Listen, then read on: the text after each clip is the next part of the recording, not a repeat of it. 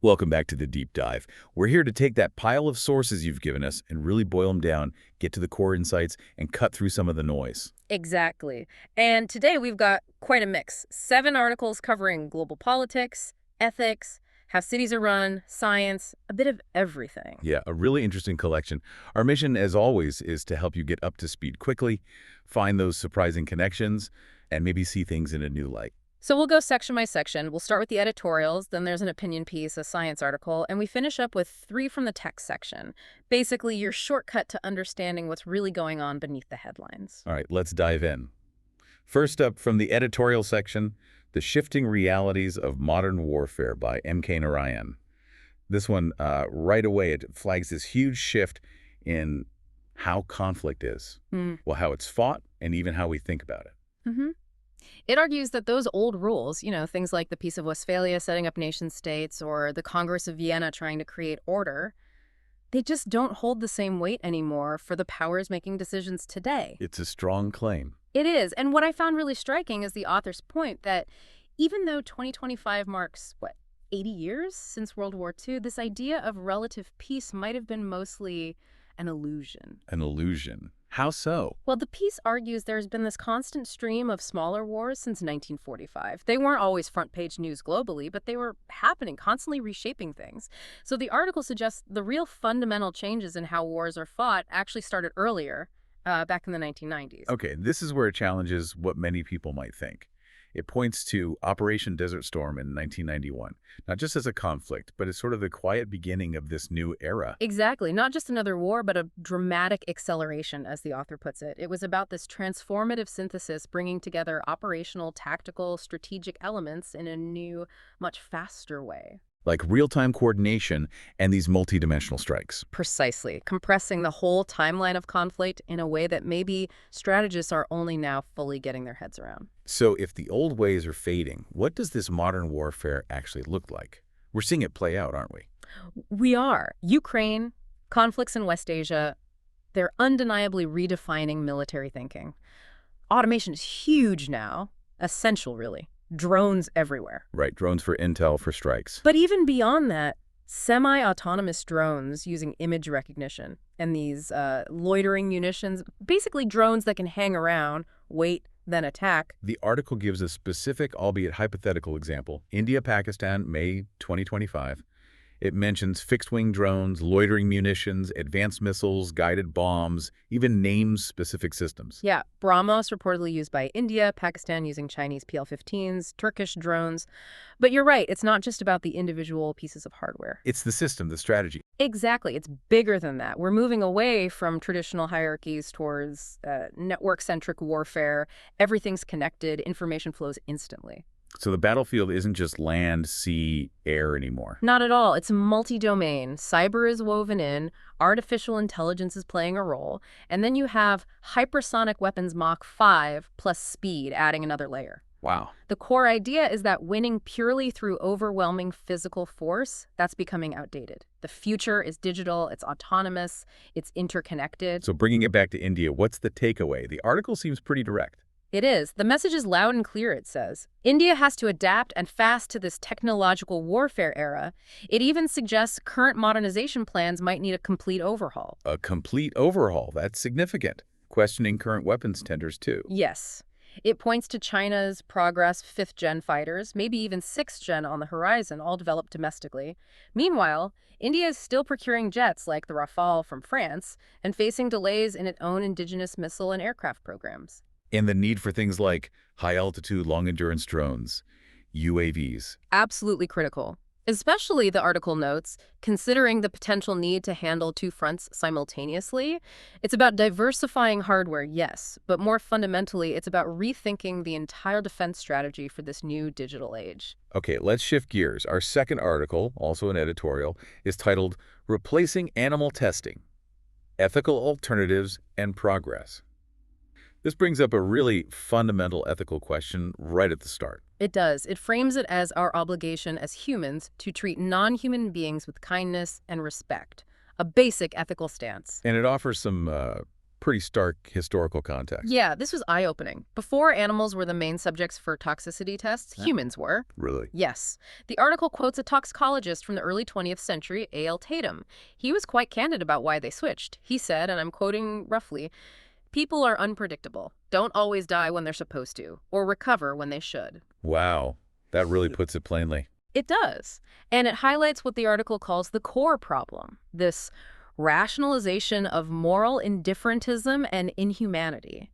How easily we can justify harm to one group, and how that justification can then be applied elsewhere, human or animal. And beyond the ethics, there's the scientific argument too, right? That animal testing isn't actually that good at predicting human harm anyway. Exactly. So there's a scientific push for change as well, especially now with advancements in things like tissue engineering, regenerative medicine. The possibilities are growing. So what are these alternatives? The article gets specific. It does. It lists quite a few things we can already grow or create in labs. Artificial muscle, pancreas, bladders, cartilage, bioartificial hearts, blood vessels, artificial skin, bone marrow, bone, even tracheas. That's incredible. It is. And the writer makes a direct plea. Use these lab-grown models whenever possible. It's not just ethical, it would actually push forward the science of tissue engineering itself. And they propose a concrete legal step. Yes, an amendment to existing Indian law, the Prevention of Cruelty to Animals Act of 1960, specifically Chapter 4 on animal experimentation. The idea is to legally require scientists to consider using these lab-grown and bioartificial models first. So it's not just about passing a law. No, the article argues it's deeper. It requires a fundamental shift in values, in scientific procedures, even in our general awareness of animal suffering. Like how dissection in schools changed. Exactly. Visual computer models replaced a lot of animal dissection in biology. The article advocates for a similar paradigm shift away from live animal models towards what it calls ex corpus, meaning outside the body, or artificial biological models for testing. And it suggests coordinating with tissue engineering groups to make this happen. So the final message is, it's a powerful call to make our civilization more hospitable to life by changing procedures, practices, laws, and fundamentally recognizing the inherent sacredness and dignity of animals. It's about compassion, yes, but also scientific progress. okay, moving on to the opinion section now. This article is Swachh Survekshan, India's Path to Clean Cities. It focuses on this massive cleanliness survey in India. Right, the 9th edition. It's branded as the world's largest cleanliness survey, and the article positions it as a crucial reality check for policymakers. It provides this huge database on urban sanitation, waste management, really valuable stuff. And the scale is just enormous. It really is. Started small, under 100 cities back in 2016, now over 4,500 cities involved, and they get feedback from 140 million citizens. 140 million. Yeah. And the survey itself is comprehensive, 10 different parameters, covering everything from waste segregation at the source to how sanitation workers are treated. It's become a powerful motivator, driving competition between cities. And they introduced something new to shake things up at the top. They did, the Super Swatch League. This was clever. It basically let the cities that always ranked highest, like Indore, Surat, Navi Mumbai, compete in their own category. Ah, so that opened up space for others. Exactly. It allowed cities like Ahmedabad, Bhopal, Lucknow to break into the top ranks in the million-plus category. It sort of democratized the top spots a bit. And they expanded the categories overall too, right? Not just big cities. Yes. Yeah. From 2 population categories to 5. This gives smaller cities a fairer shot at recognition. And you see the results. Cities in Odisha, for example, which were lagging, are catching up fast. Bhubaneswar jumped from 34th to 9th. That's impressive. Though it also notes some big southern cities like Bengaluru haven't performed as well, kind of least inspirational, it says. Right, it shows the progress is uneven. But the article highlights a really smart strategy, using the top-performing cities as mentors for others. That makes sense, like sharing best practices. Precisely. Indore, for instance, is apparently amazing at segregating waste into 6 different types. Well, Surat makes money selling treated sewage water.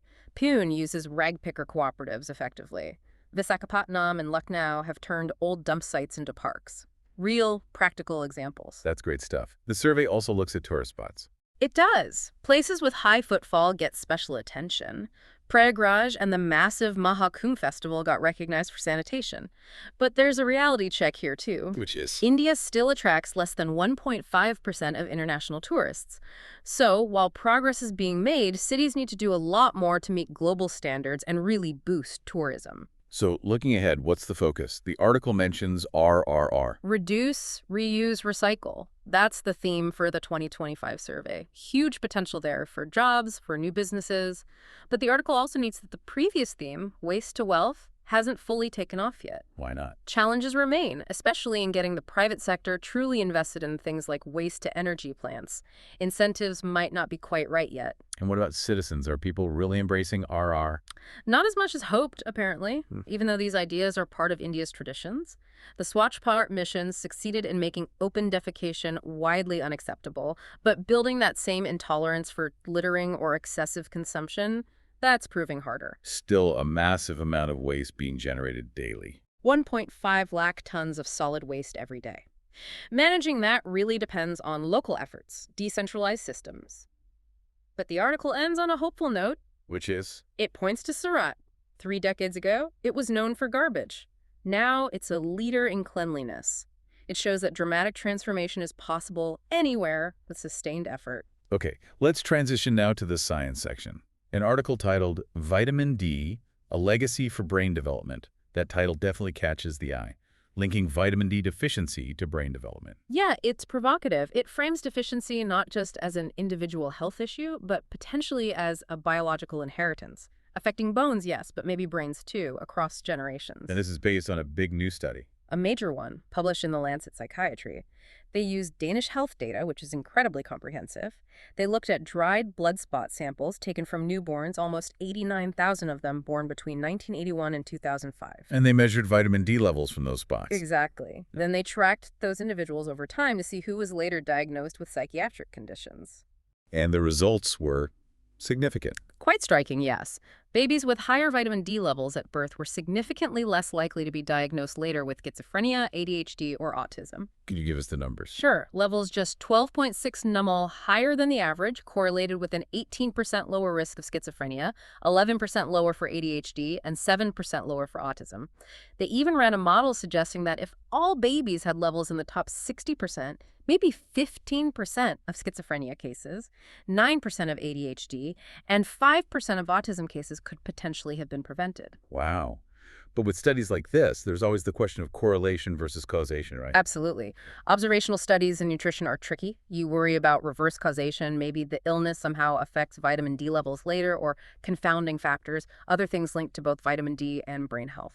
So how do they try to address that? They used some advanced genetic tools, things like polygenic risk scores, PRS, looking at overall genetic risk, and particularly Mendelian randomization. Mendelian randomization. How does that help? It uses naturally occurring genetic variations that influence a person's vitamin D levels, almost like a natural experiment. Since these genes are inherited randomly, they're less likely to be affected by lifestyle confounders. And the findings, especially from Mendelian randomization, did suggest a potential protective role for higher vitamin D, particularly for ADHD risk and maybe for schizophrenia and autism too. But the researchers urged caution too. They did. They couldn't pinpoint when during pregnancy might be most critical. Some genes might affect both vitamin D and brain development independently. And importantly, a separate 2024 trial found that giving high-dose vitamin D supplements during pregnancy didn't significantly reduce autism or ADHD risk in the kids later. So it's not a simple magic bullet. Okay, so it's complex. But connecting this to India, the article says deficiency is widespread there. Extremely widespread, yes. Despite abundant sunlight, which is usually how we get vitamin D, it cites studies. One from AIMS, Rishikesh, found 74% of infants and over 85% of their mothers were deficient. Another in Bengaluru found over 92% of newborns deficient. 92%, that's staggering. It really is. It reinforces that idea of a biological legacy being passed down, potentially shaping brains as well as bones. It becomes a major public health issue. So what's the path forward, according to the article? It quotes Dr. Anuradha Kapoor, who stresses that timely supplementation for deficient mothers can make a big difference, boosting levels in both mother and baby. She uses high-dose therapy effectively in the 3rd trimester. So it's about prevention. Exactly. The article argues India needs to shift focus from just treating deficiency after the fact to proactive preventive care. Dr. Kapoor is quoted saying, basically, this isn't about causing alarm, but recognizing that early brain development relies on nutrients, and vitamin D is one factor we can actually modify and intervene on. A call for proactive public health action, then. Okay, let's move to the text section. First up, an explainer. Presidential reference, Judicial review and advisory power. This sounds like it's right in the middle of a current legal debate. It is. It concerns President Jupati Murmu invoking the Supreme Court's advisory jurisdiction under Article 143 of the Constitution. And the specific question is? It's about whether the president and state governors can be legally forced, judicially compelled to act on bills passed by state legislatures within certain deadlines. This relates to that Supreme Court ruling from April? Directly. On April 8th, the court, ruling on a petition from Tamil Nadu, did impose such judicially enforceable timelines for the first time. This presidential reference seems to be a direct response to that ruling. So explain this advisory power under Article 143(1). What does it allow? It allows the president to ask the Supreme Court for its opinion on a question of law or fact, as long as it's of public importance and not tied to a case already being litigated. But, and this is key, the court has to stick strictly to the question asked by the president. Can the court refuse to answer? Yes, it can. The article mentions the special court's Bill case in 1978, where the court confirmed it has discretion. And perhaps more famously, in 1993, it declined to answer questions related to the Ayodhya-Babri Masjid dispute. Why did it decline then? It felt the reference was unconstitutional, potentially violating secularism, and warned against using this power for political purposes. Okay, so if the court does give an opinion, is it binding, like a regular judgment? That's actually a bit contested. Article 141 says the law declared by the Supreme Court is binding, but advisory opinions under Article 143 generally aren't considered binding precedents in the same way. But they still carry weight. Oh, absolutely. They have significant persuasive authority. The article even mentions a case, R.K. Garg versus Union of India, where an advisory opinion was treated as pretty authoritative despite the usual caveats. So the big question now, can this presidential reference lead the court to reconsider or even overturn that April 8th ruling? That's the crux of it. Generally, the court has said Article 143 can't be used as a backdoor way for the executive to get a review or reversal of a final judgment. The Kaveri Water Disputes Tribunal reference is cited as an example. If you want to challenge a judgment, you usually need to file a review or curative petition. But is there any wiggle room? There seems to be a nuance. The article points to the natural resources allocation case from 2012. In that instance, the court said there's no absolute bar on it clarifying, restating, or even forming a fresh opinion on a point of law under Article 143(1). As long as? As long as the core legal reasoning, the ratio decidendi of the earlier judgment, remains intact, and it doesn't prejudice the rights of the original parties involved in that case. It even mentions a 1998 reference that did modify parts of an earlier ruling on judicial appointments without throwing out the whole collegium system. Interesting. So what does that imply for the current situation? It suggests that while the April 8th judgment is final for the specific Tamil Nadu case it decided, the broader legal principles or findings on timelines could potentially be refined or elaborated on by the Constitution bench hearing this new reference. It shows the complex ways the court's different powers interact. Okay, next in the text section. Plastic industry tactics, mirroring tobacco's playbook. Wow, that's a direct comparison. It is, and a concerning one. The article argues that both industries have used very similar profit-driven tactics despite evidence of harm. What are the main parallels it draws? 3 key ones. First, shifting responsibility. Think about how tobacco companies use disclaimers, focusing on individual choice. The article says the plastic industry does something similar by blaming consumers for litter or failing to recycle, which distracts from the industry's role in producing so much plastic in the first place. Systemic problems get framed as personal failings. Right, I see that. What's the second tactic? Funding misleading PR and science. This is classic tobacco playbook stuff, funding studies to deny or obscure health risks. The plastic industry, the article claims, pushed recycling heavily from the 80s onwards, creating a positive public image. Even though they knew it wasn't really viable on a large scale. Exactly. The article states they privately acknowledge the economic and technical hurdles to mass recycling, even while publicly promoting it. Meanwhile, most plastic just kept piling up in landfills or being burned. A big gap between public campaigns and private reality. And the third tactic relates to greenwashing. Yes. Like tobacco's light or mild cigarettes seeming safer, the article argues that labels like biodegradable or compostable on plastics often mislead consumers. Without clear standards or proper processing facilities, these plastics might not break down as expected, giving a false sense of environmental friendliness. The article also mentions a geographic shift, targeting specific regions. It does, targeting the Global South. As regulations get tighter in wealthier nations, the plastic industry is focusing growth in low and middle-income countries. Where consumption is projected to grow much faster. Much faster. The OECD projects plastic use more than doubling in sub-Saharan Africa and tripling in Asia by 2060, compared to maybe 15% growth in Europe.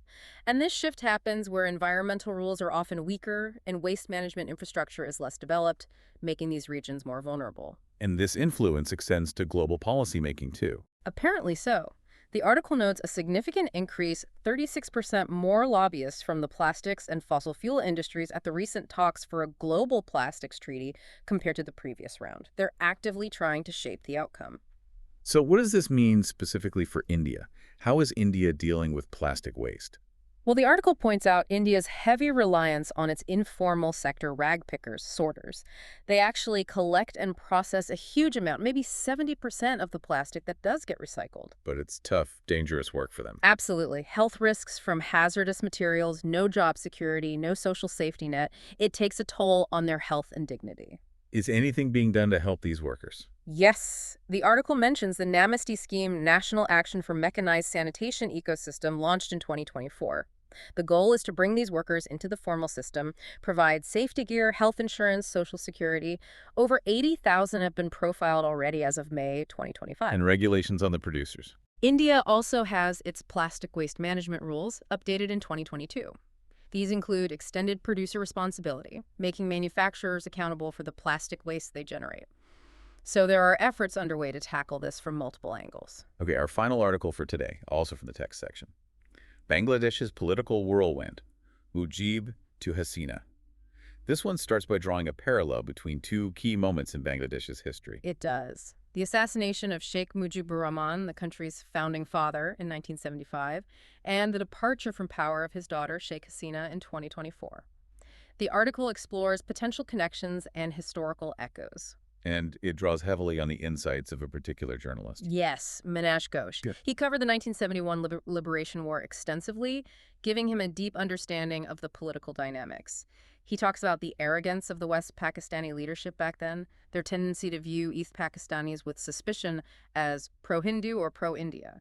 He sees this as a root cause of the conflict. And Ghosh makes a pretty explosive claim about Hasina's exit in 2024. He does. In his new book, he calls it a bloodless coup, and he directly links alleged U.S. involvement to both events, Mujib's assassination in 75 and Hasina's ouster in 24. He names names. He does. He claims the CIA station chief in Dhaka was involved in 75, and for 2024, he points fingers at the U.S. envoy Peter Haas and Assistant Secretary of State Donald Liu, describing them as experienced in covert regime change operations elsewhere in the region, Pakistan, Sri Lanka, Nepal. These are serious allegations presented in the source. What motive does Ghosh suggest for U.S. involvement in Hasina's removal? He argues Hasina became unpopular with U.S. diplomats in Dhaka because she refused a U.S. request for a long lease on St. Martin's Island, an offshore territory. And why would the U.S. want that island? According to Ghosh's account in the article, the U.S. wanted it for a naval base, primarily to monitor Chinese and Indian naval activities in the Bay of Bengal. He suggests the U.S. wanted a more compliant, beholden government in Dhaka. The article also reflects on Sheikh Mujib's time in power, pointing out potential mistakes. Yes, quoting Pinak Ranjan Chakravarti, a former Indian High Commissioner. He suggests Mujib was perhaps too compassionate after the war, not punishing collaborators harshly enough. These same people, the argument goes, later undermined his government and policies. Like the friendship treaty with India. Exactly. The 1972 India-Bangladesh Treaty was attacked by opponents as a sign of Indian dominance, India's hegemonistic design. It shows how internal opposition, possibly fueled by those collaborators, created challenges. And China's role is mentioned too. Interestingly, yes. China only recognized Bangladesh after Mujib was killed, and the more anti-India regime of General Zia Rahman took power. Later, Zia's widow, Khalida Zia, even dismissed the Liberation War itself as an India-inspired controversy. So it highlights this long history of political volatility, internal divisions, and external influences shaping Bangladesh. Absolutely. Deep-seated historical factors interacting with geopolitical currents. Looking back at Mujib, the article suggests a key failing. It recounts that despite warnings, he was too trusting of people who ultimately betrayed him. A tragic element. It also contrasts this with the leadership of Tajuddin Ahmad, the prime minister in exile during the war, praising his ability to unite different factions for the liberation cause. So what's the final outlook for Bangladesh, according to Ghosh? He ends with a warning, predicting continued political turbulence and instability for India's eastern neighbor. But not necessarily the end of the story for Hasina's party. No, he adds that caveat. He says, Hasina's Awami League is no pushover and far from a vanquished force. So it suggests the political struggle and dynamism within Bangladesh are likely to continue. Thank you for listening. If today's deep dive gave you something useful, consider following us on Spotify so you're the first to hear the next one. You can give suggestions by contacting us on the Twitter handle given in the episode description. We are always eager to hear what our listeners want to be informed about. We wish you a great day.